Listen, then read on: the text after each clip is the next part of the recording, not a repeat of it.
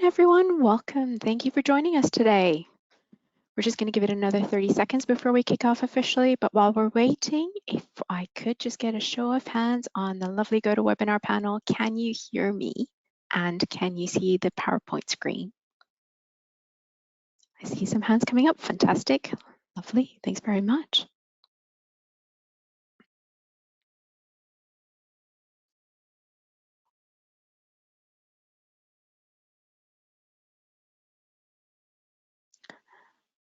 We'll kick off. Good afternoon. Thanks for joining today's session. Today is all about real-time capture on the warehouse, the shop floor, and much more. Really, we're going to talk a little bit about TransLution as a toolkit, but also the possibilities around automation. I'm very pleased to be joined today by Bryan Whewell. Hello, Bryan. Hello, Darshnee. Hello, everyone. Thanks for joining. Bryan's our solution architect with NexSys Solutions. He's actually been with the business for 17 years. So I'm sure many of you on the call will have seen Bryan in and around your businesses, but Bryan also comes with 28 years of experience in the Sysro ecosystem, so a wealth of knowledge, not just in the product, but also a multitude of industries. Really happy to have Bryan with us today because he's going to bring some real life stories with him. Of course, I'm Darshnee Shah. I'm the product manager here at NexSys, and I'm sure if you've joined the webinar before, you've seen me before. So you know what we look like. We're going to switch off our webcams and jump right in. Today's session is really around automation, and I want to talk a little bit about why mobility and data capture on the floor is important. Now, inevitably, we're going to have paper. We haven't gotten rid of paper throughout the organization just yet, but there are challenges that come along with having paper on the shop floor. As you're capturing data, of course, there's challenges in and around correctly capturing the information. You're translating someone's handwriting into transcription over into a system. The challenges with that is as you're capturing that, you've had to have someone that's transcribing that and putting that back into the system, so you're forever chasing time. And with that, of course, there are some other dangers. If you're not keeping on top of these things, if you're not keeping on top of where your data is, you may also end up in a situation where things aren't necessarily getting put away in a timely fashion, and all of that has a cost associated with that. There is obviously the opportunity cost. Now, there are three key areas we're going to focus on today: trying to optimize and identify efficiencies in the production floor, in the warehouse itself, and in the pick, pack, and ship process. And that's fundamentally where we're seeing a lot of customers come to us for improvements. Now, one of the things that we use to help solve some of these problems is TransLution. You will have heard TransLution as a solution toolkit that's offered up by either your account managers or a consultant that might have come on board. You may already be using TransLution today. TransLution is a software solution that NexSys provides. We sell that as well as deliver all of the services with it. What TransLution allows you to do is capture data on a mobile device. It's taking Sysro processes and allowing you to go ahead and scan that information in, which means you're capturing information in real time, getting rid of as much paper as possible. TransLution is available on Android devices, or you can also use it traditionally for supervisory functions on Windows PCs, or perhaps where you might be querying out information. But when we're dealing with TransLution, it's not just as simple as going and investing in barcode scanners. It's about making sure that you have the right infrastructure in place. Does your warehouse and your production floor have the Wi-Fi capabilities so that those devices are able to see and access the information that they need? Do you have your labels printed so that you've got barcodes in individual bin locations? Do you have the ability to print barcodes? And bartender is something that a lot of organizations have adopted, especially when they go in and try to explore the mobility route. We extend this further, and you'll see examples of this further on with automation by leveraging data switch and automail. So we now then have the ability to stitch together not just the ability to capture transactions on the mobile platform, but also automating and then perhaps improvising on the back office functionality. And of course, the core idea behind all of this is trying to keep SysPro up to date with the most relevant and accurate information as possible. Now, when we talk about TransLution, one of the things to keep in mind is TransLution is actually a toolkit, and it allows you to build customizable applications. It's adaptable, and the idea behind TransLution is taking the mobility realm and bridging that gap between what's happening physically within your production floor, within your manufacturing environment, within your warehouse, and tracking that and capturing that information and putting that back into SysPro, which means that you're keeping the full traceability and the financial accountability of it. It's simple to use. The idea behind TransLution as an end user device is we want to keep it simple and directed. You want to make it really easy to navigate. And we've found that a lot of organizations that may have a transient workforce, or you're introducing a lot of new individuals into the business, especially with spikes of a volume and demand, you want to have low training requirements, which means that in the warehouse or your production floor, you can have someone up and running using this solution to capture information for you with relatively little training. It's immediate. The idea behind this is capturing information at the source of transaction and having that information available in your back office systems. And of course, all of this builds up to accountability, where you've got traceability, you've got audit trails, and you've got all of that information all posted back into the backend systems for you to be able to leverage and use as you're going forward as well. Before we kick off and kind of dive deeper into this, what I'd like to do is just give you a quick sense of what TransLution looks like. So at this point, I want to show you a quick demo of the actual solution. Now, I told you it was a toolkit, but what I'd like to do is kick off, and let's see if I can get you a quick little demo. Now, what we're seeing here is just a quick emulator. Now, obviously, it's hard to demonstrate a full-blown handheld device, but this is as close as I can get to it. When you're on an Android device, you're going to log in. And the reason for the login is for us to be able to keep that audit trail and functionality, who's actually performing the transactions. The licensing is based per device, not by individual. So you could have various shifts using this and still continue on. As I log in, I'm now presented with a number of different functions and options that I can drill into. So I may have various apps that I would want to go ahead and transact in if I was in the receiving function, or warehousing, manufacturing, and so on. Think of this as a way of grouping different activities that might be performing. In this particular example, I'm going to drill in and take a look closer at the warehouse functions. Now I'm provided with additional options. Within that, I can choose to transfer from one bin to another. I can even transfer my stock from one warehouse to another. I might want to do some stock take functionality, and so on. In this example, what I'm going to do is I'm going to do a quick bin transfer. This is pretty much what a lot of the applications will look like. So there's an element of standardization. The functionality, of course, will change based on what it is that you need to do. So what you can see up here is it's giving me an instruction. At this point, as an operator, I'm being told I need to scan the source bin. In the middle, it's telling me the information where the data is going to get captured. And I can do that either with a scan or I can manually input it.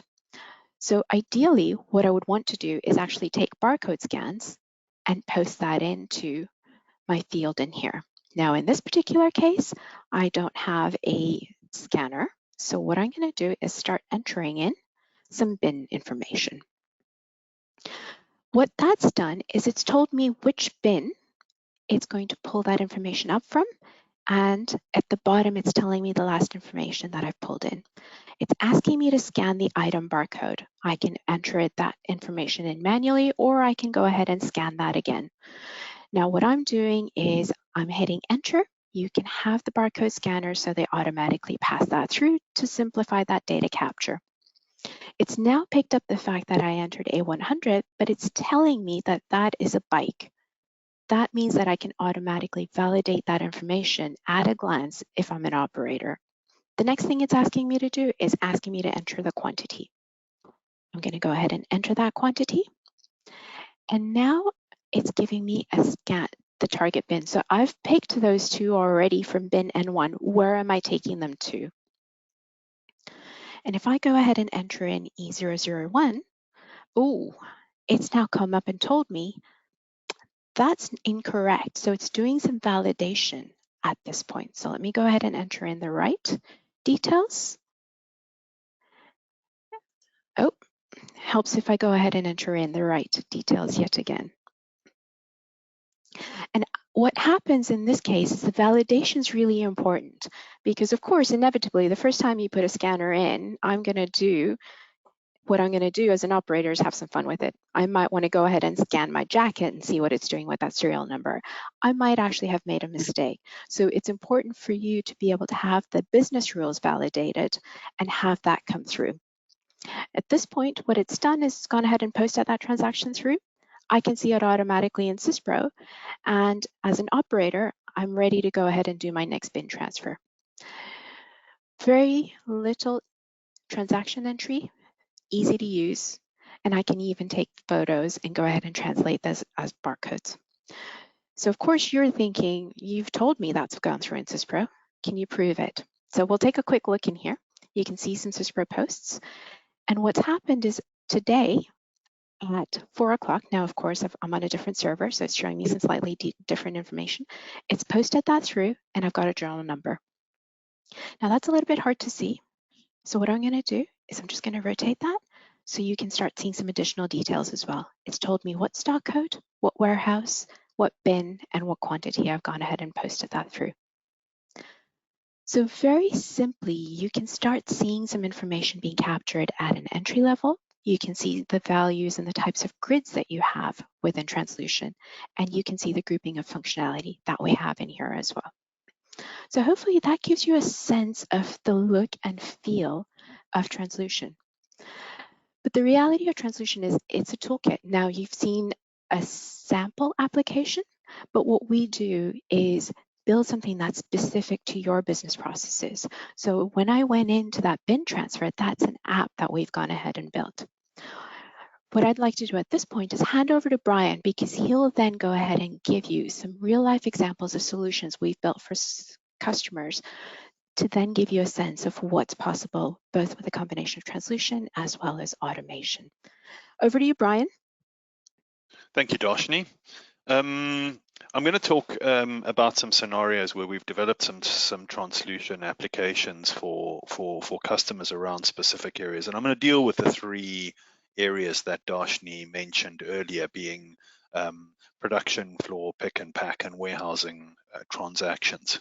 So if we start off and have a look at some examples of what we've done on the production floor to cater for job management processes, taking care of production inventory, capturing lots and serials, and perhaps a bit of quality management information as well. And quite often when we're dealing on the production floor or with production type transactions, we might also use data switch to assist with volume transactions to make sure that operators aren't scanning things on the shop floor and then waiting while large volumes of transactions get processed through the system.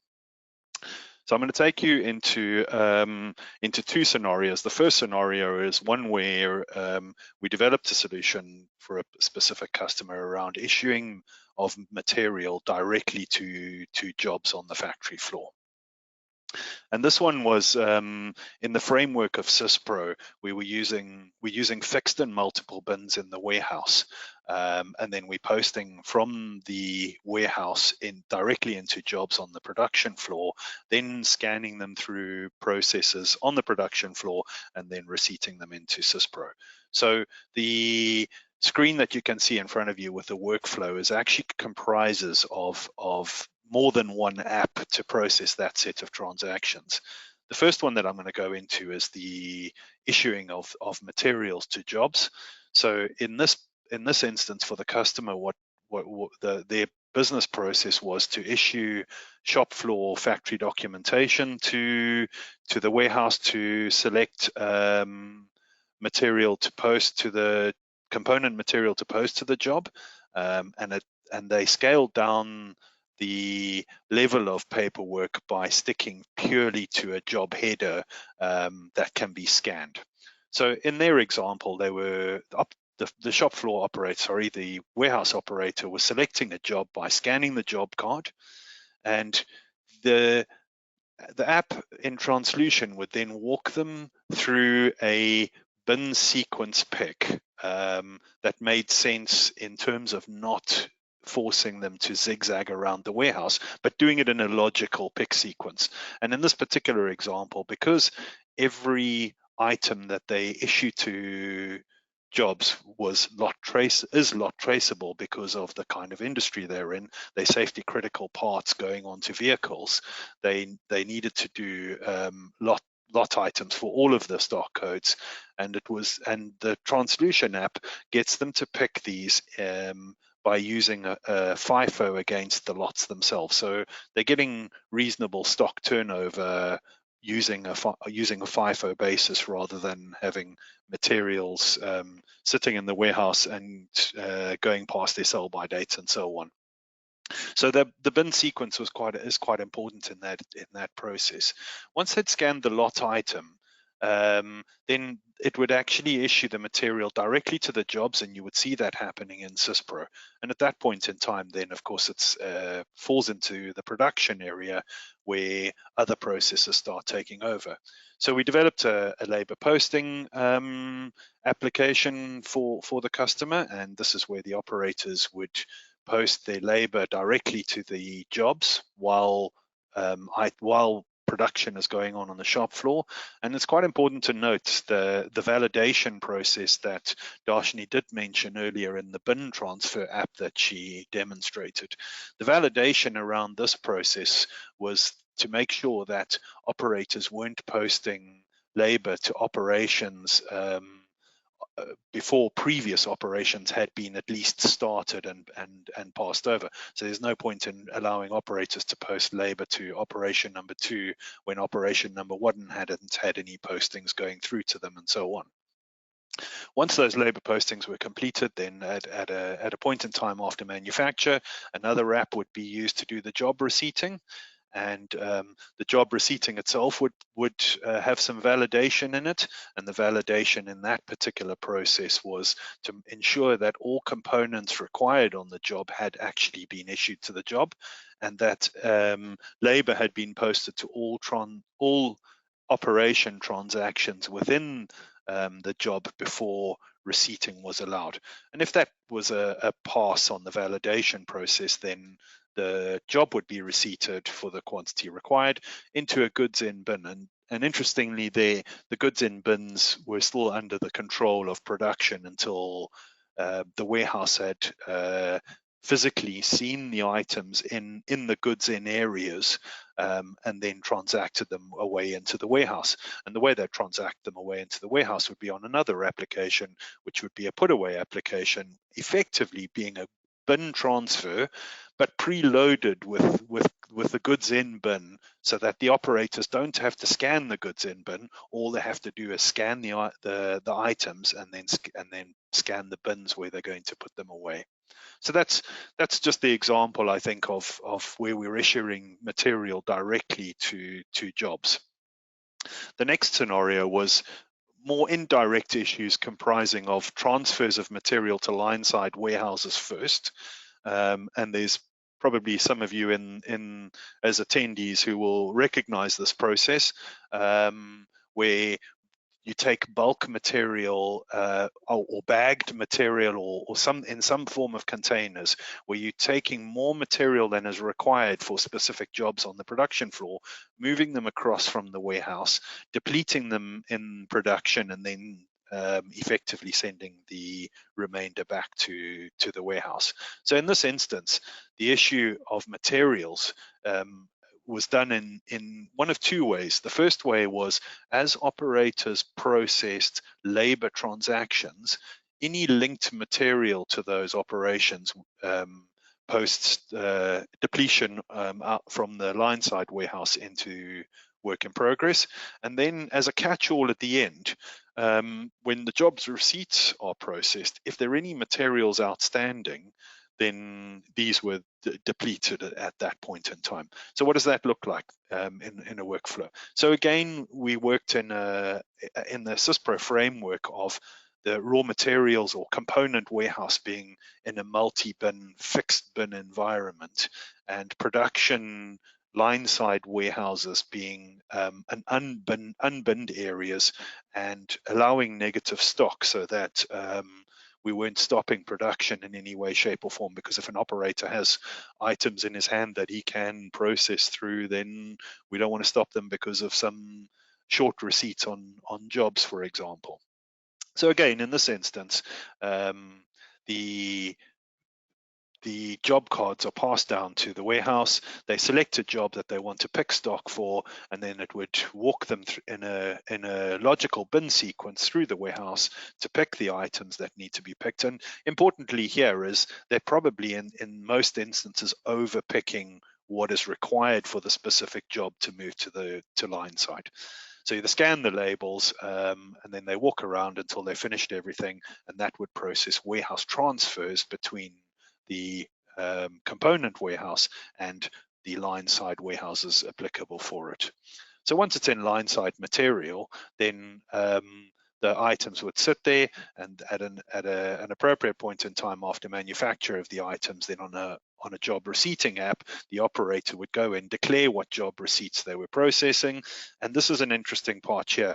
We use data switch to process the kit issue of materials and labor to speed up the process of real-time transactions, and also because the volumes of transactions that were being issued to jobs in this way, there were a large number of components for each job, so it does take time to process. So better to process them through data switch that can handle the volume transactions, rather than keeping the operator waiting for a couple of seconds or an inordinate amount of time before the transaction would complete. Once those receipts are processed, then again to a goods in bin in the normal finished goods warehouse, where again a put away transaction, a predefined bin transfer would be used to post the items out of goods in bin to the proper fixed or multiple bin where it needs to go to. So that's from a production point of view. Then if we look at pick and pack and ship processes around sales orders and delivery of those, we probably by far the greatest number of TransLution apps we get asked to specify are around sales order and picking. And so we've done quite a few on the sales order picking, and certainly in certain instances we have a separate packing process, which we might integrate into carriers through courier integration via data switch, just to reduce the number of administrative tasks that pickers and packers have to process. So in the example that sorry, it didn't work for a second. In a particular example that we've recently done some development work for was a customer of ours has a dealership network where they sell machinery through the dealership network, and associated to this is a spares part department in the organization. And they have two different types of orders going through their system for dealers to request spare parts. And the first ones are what they call daily orders, and these are high volume numbers of orders going through on a daily basis, but they're low volume in terms of the number of lines that need to be picked for those sales orders. And the key component of that is that they need to have courier collection on the same day of picking. And to speed up the process, we've actually integrated to couriers in that process, so that the operators don't have to keep going back to PCs or laptops to process extra transactions. So what does that look like in terms of what we did there? In in this scenario, the customer had the requirement to not only release sales orders to the system, because they vet every sales order that comes in to make sure that they comply with the rulings around what is a daily order versus what is the other type of order, which I'll get into in a minute. So releasing an order in SysPro is purely updating a custom field that says yes, it can be picked. And on updating of that, the operators that were assigned to daily orders in the system, the next operator picking up a scanner would be fed the next sales order that had been released to pick under a set of rules that we based on in terms of the time of picking and the time that couriers arrive at the door and so on. So once they had picked up a sales order, then again it walks them through a bin picking process to stop operators zigzagging around the warehouse, and it also stops operators having to pick up pieces of paper, which they used to do, off of printers to go and pick items, and choosing which sales orders they'd like to pick based on the amount of transactions that were on there or how heavy the items were. So it took all of that out there, and it basically just feeds the daily picking process automatically without operators being able to decide which sales orders they would like to pick because they look easy. So they would be directed to go to specific bins to go and pick these items for the sales order. And as they get to the bin, it's interesting to note that in some developments, we're asking or have been asked by customers to enforce the operators to scan the bin they've gone to, and in others it doesn't really matter that they go to the bin to pick an item, because as long as they pick the correct stock code by scanning the label of the stock code, then scanning the bin could be superfluous to that process. So they scan the label. It validates, of course, whether this is the right stock code that it wanted you to pick in the first place. You enter a quantity. Again, a validation around the quantity would ensure that if you've underpicked the item, you either have the option to skip the rest of it because maybe the stock just isn't there, or perhaps if it needs to go to a different bin, then it would go to a different bin, or even ask you to pick more from the same bin because you underpicked. And of course, in that instance, overpicking wasn't allowed because they don't allow the system to go into a negative.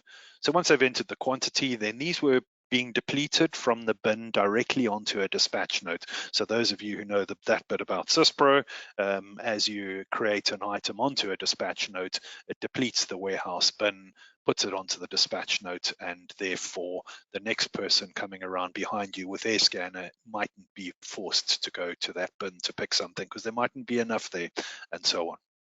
So it's it's a real-time process to deplete the material. At the end of the picking process, then what happens in this particular instance is that the operator's prompted for the number of packages that they have created for the pick. So it depends on the amount, on the items they've picked and the volumes and weights that need to go into individual small boxes. They would declare each of them: length, width, height, and mass, typical requirements from couriers. And once they had confirmed that, two things would happen.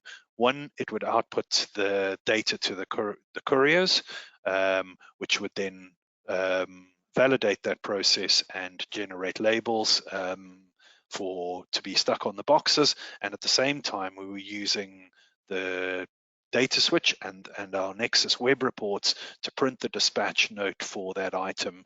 Again, not requiring the operator to go off to a PC or a laptop to print the reports that they require to go with the consignment. And at that point in time, that then feeds into an automated invoicing process, which runs every night for the dispatches that have gone out the door in that day, and automatically emails invoices using the Automail utility. So that's the one type of sales orders that they do. Just in terms of numbers, before they put TransLution in 2022, they did about 6,000 orders picked in the year. After the first after the first 3 quarters of 2023, they'd already done 9,000 picks of those same types of orders with the same number of operators in the warehouse, so that they reduced the requirement to put more people onto seats in the organization to support that sort of growth in that area. They also drastically reduced their manual processes of printing out picking slips, people walking around with picking slips, ticking them off, going back to a computer, typing them into SysPro as ship quantities, then creating a dispatch note off the back end of it to go with the consignment, and then to log into the courier systems individually for each dispatch, type that same set of information that effectively lives on the dispatch note into the courier systems to get their labels. So they've taken an awful lot of admin work out of the picking cycle in that process. The second type of orders that they do are called restock orders, and these are large volume orders in terms of the number of lines of sales orders that need to be picked. So these typically would be large quantities being picked of items, and many items on the sales order. So typically those kind of orders are 50 lines and above of sales order. And then these are typified by being picked. The picking time for these are usually days and weeks rather than on a particular day. And another factor of that they're packed into multiple crates. And I mentioned that because there's a packing process that I'll go through as well. So the 2 apps that we developed in terms of this process was a picking app to cater for that, and then followed on by a packing process. So again, the orders are released from the sales order by updating a custom field, and the difference here between the first type of order, the daily orders, and these orders is that these are specifically assigned to certain operators because of some functional requirements in their business. No difference in the bin walk. The bin walk would move them around the warehouse in a logical sequence, with one small exception here. They often would have to pick items that are quite heavy because it's for farming machinery. They pick heavy items, so it would send them around to pick the heaviest items first, so that they can be laid at the bottom of crates, and then the lighter items put on top. So a similar sort of process. You scan the label of the product that you're picking, enter the quantities, and at that point, instead of directly updating the dispatch notes and depleting the material from the bins, we were actually transferring the items to a dispatch bin selected at the time of starting the pick, so that these items can be picked on a rotational basis over a period of time. And at that point, all they're doing is moving items from one area of the warehouse to a dispatch bin, making them unavailable to be picked by any other sales order. Once they've picked all their items, and even it doesn't even require them to pick all their items, they can then go into the packing process. So in fact, the packing process could even happen after the first item that they've picked. They might even start packing. And in this instance, what they do is they log into the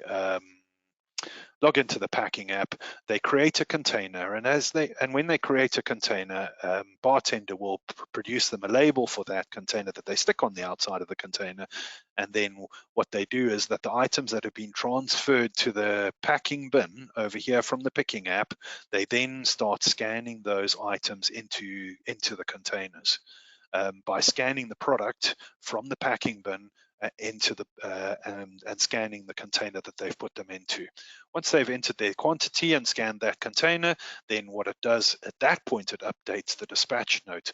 And the nuance on updating the dispatch note there is that it's logging the container against the dispatch note line, so that when the packing process, when they declare the packing process complete, then it prints them a combined container and dispatch note, a container report and dispatch note. So they get a single dispatch note with consolidated quantities of stock codes on them, but a more detailed container report that goes with it, so that customers on the other side receiving these are able to discern which containers have which product in them for for ease of unpacking and things like that. So that was their second process. So we developed the 3 apps to support 3 different methods of processing in that area. And then just moving across to more generic warehousing functionality, we typically write apps around looking after warehouse inventory, and those usually relate to receipting of purchase orders, directed putaways once we've receipted stock in there, and those directed putaways might be from production or might be from purchase orders or supply chain transfers for that matter. And then of course we have cycle counting and stock take requirements that we've developed quite a few apps for as well. And then maybe on a less so basis, but we do get app requests for return processes as well. And our trigger there is the trick there is really to try and get a paper-free operation going. And quite a lot of these apps, we do use an element of data switch integration to produce transactions that might follow on or supporting business processes. So I'm going to run through a typical cycle counting app that we have started sort of developing for multiple customers. And what the principle here is that it is a bin counting app, and we've tried to remove the complexity of individual customer requirements as to how many stock codes they need to count within a year, what audit trails they need to provide, and things like that. So we've removed that from the actual process and put an app in place that basically just allows the operator to go and scan bin counts. So how that works is you have some sort of customer-based rules in terms of what needs to be counted when and how many times in a year or a quarter, a day, a week, whatever that might be. And typically that might result in a report being generated to pass to operators to do cycle counts. And once they've got those in their hand, then they'll tell them to go and select a couple of bins to go and do the cycle counts for. So once they know which bins they want to do that, then they're able to walk up to a bin and scan the bin. And this is the important part. They don't have to do this in some kind of a sequence. It doesn't follow the NexSys Pro traditional stock take methodology of starting a stock take, which creates a snapshot that you have to count against. This kind of cycle count is at the point of scanning the bin. So you might task your operator to count 20 bins today, but it doesn't matter when they count them in the day. So you might start scanning a bin at 8 o'clock in the morning. And what it does is it validates at the time that you scan what the quantities in SysPro in that bin are at that point in time. And then what it does is once you put the quantity in there, after you've scanned the stock code and you put the quantity in there, it then matches off to SysPro. And if that quantity equals what SysPro says is in that bin, then it passes that transaction and writes to an audit trail table so that we can use for reporting and proof of counting over a period of time for audit trail purposes. If it fails the matching, in other words, they've counted a different quantity to what is in SysPro, then it immediately forces them to do a second count. So you process a recount straight away, and if it still fails, then on matching against SysPro, then it will go into a supervisory reauthorization screen. And again, we've taken the complexity out of what should happen when there is a mismatch by allowing a manual process afterwards. So what that means is that your supervisor or supervisory position would go in, investigate why there are differences in those counts, and then take action by doing stock adjustments or whatever might be required to complete that transaction. And then they'd tick that transaction as complete, maybe with a note against it saying an adjustment has been done or something along those lines. In that way, what we've done is we've taken the complexity of lot traceability and serial tracking out of the count process and left it in the investigation of adjustment process. So if most of your counts match on an ongoing basis, then there's no need for the operators to scan individual lots and serials other than for investigative purposes only. And these transactions all feed into the audit trail table so that you can report out of those and prove to auditors and such like that the right number of stock codes have been checked over a period of time. And now I'm going to hand over to Darshnee to explain our how TransLution and NexSys work together. Thanks, Bryan. That was really great to be able to just get a sense of how TransLution and the solutions are really helping customers with their efficiencies. Just to give you a little bit of background, TransLution's been working together with the NexSys team since 2014 is when we actually began working together. And really, we actually take care of all of the development and the support linked to TransLution. So at the end of the day, the teams that you know and work with on a daily basis are continuing to deliver this full solution suite to you as well. We do have ongoing training that we continue to manage, but the nice part about this relationship is also we collaborate on the roadmap. And so over the years, we've found functionality that our customers are looking for that we've been able to work with the TransLution team to incorporate into the product as well. And it's a continually evolving product and solution. The TransLution solution itself is used not just here in the UK, but it's actually used across the globe. In fact, 4 continents is what TransLution says. There are over 330 CISPRO companies currently using it and many, many, many devices that are being used. In the UK specifically, we've got 39 companies that are currently using TransLution with CISPRO, just over 400 devices. In 2018, I just ran a couple of numbers, and what I found interesting was that on average, there were about 2 devices being used per company. But what we find is people can start relatively small, and as they're using TransLution, they do see the value of it and can see other areas where it can help improve efficiencies. And so when I look back in 2024, the average is actually 11 devices per company. So this is something that you can grow into. It's not something that you have to go ahead and put into all 3 areas of your business all at once. So it is rather nice to be able to pull that all together. Of course, we started by talking a little bit about the pain points, but the benefit that you can have with the combination of having real-time data capture with a mobility solution and the automation is the accuracy and the availability of that information throughout CISPRO, which gives you overall improved visibility. But the nice part about this, as Bryan showed in various examples, is different businesses have different reasons for being and different rules that are associated with that. And the tool is robust and customizable and configurable enough to honor your specific business rules, which means that you're not getting the same thing that everyone else has to adhere to. You do have that flexibility. And really, at the end of the day, the benefit for all of this is really about improving the efficiencies and reducing cost. It really is about that and driving towards that. The nice part about this, as you can see with the increase in the usage, is also it can be a component and a tool in the continuous improvement journey, depending on whatever improvement and methodologies that you want to adhere to. This does flex and allow you to go ahead and improve on that.